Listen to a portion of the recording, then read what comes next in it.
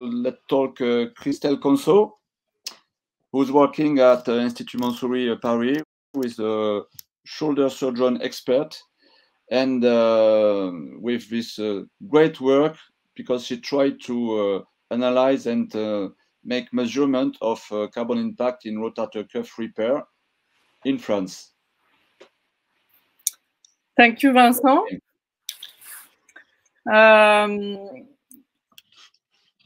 My study is more artisanal than Sharon did, but it was the beginning of our consciousness of carbon footprint in our OR. And of course, there are a lot of environmental issues in our personal, professional lives. As everybody said, carbon footprint of healthcare activities is 44% in France, and French and international organizations are collecting everyday data and publishing their results about healthcare impact on environment. The SHIFT project in particular. Our first objective was to estimate the carbon footprint for one rotator cuff repair. And the second was to evaluate the impact of three measures we took during this following years.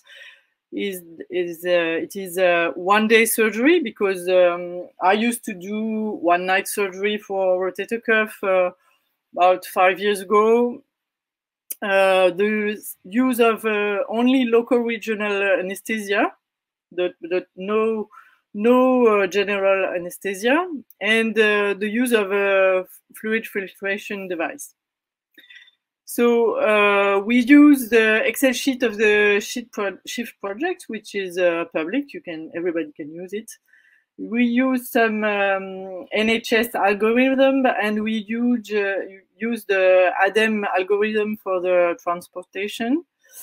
And we studied the anesthetic gas, of course, energy consuming of our OR, and the travel of the professionals to come to work, and the patients, the supply chain of our implants, which is a huge part of the carbon footprint, and the waste materials.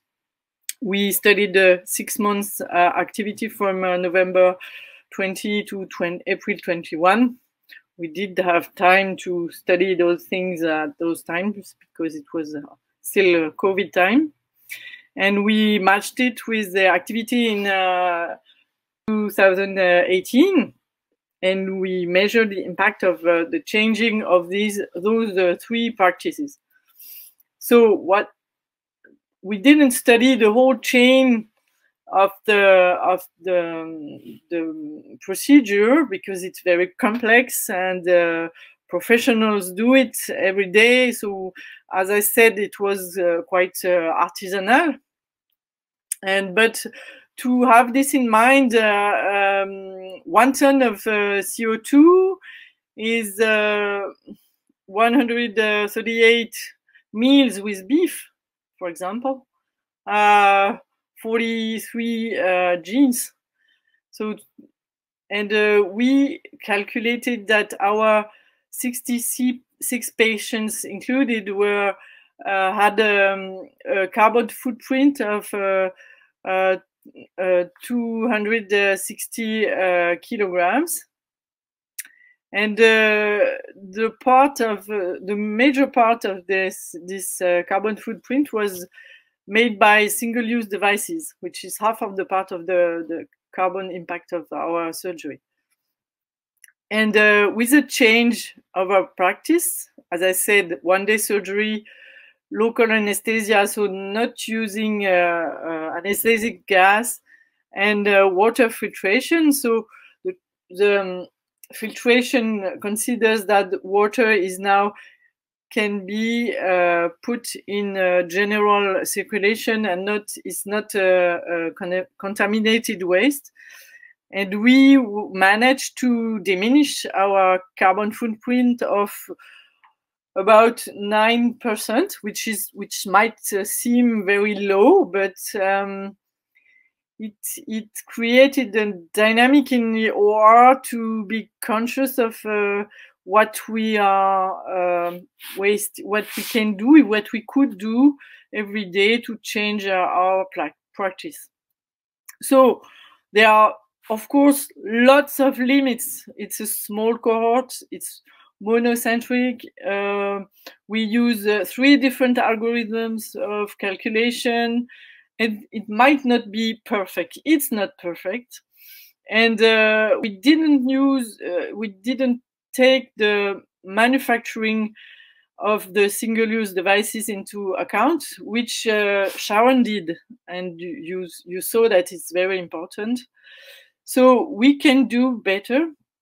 But in conclusion, you can keep in mind that one single rotator cuff arthroscopy is like making 60-kilometer by car, and you can have an impact on this rotator cuff surgery. You can keep the same practice, have the same result for your patient with the same security with a one-day surgery, with only local regional anesthesia, and you can have a lobby to buy water filtration device in your OR. But we have some work ahead. We could imagine water closed circuits for arthroscopy. For example, you can filter your water and use only 6 liters of water to do one arthroscopy using the same water. Why wouldn't we imagine a device like this? We can, of course, and as you all said, use single-use devices to implant our anchors, and we must work and we must have an influence on industrials for the supply chain of our devices, which are usually coming from far in Europe and sometimes overseas. So there's a lot of work ahead. Thank you.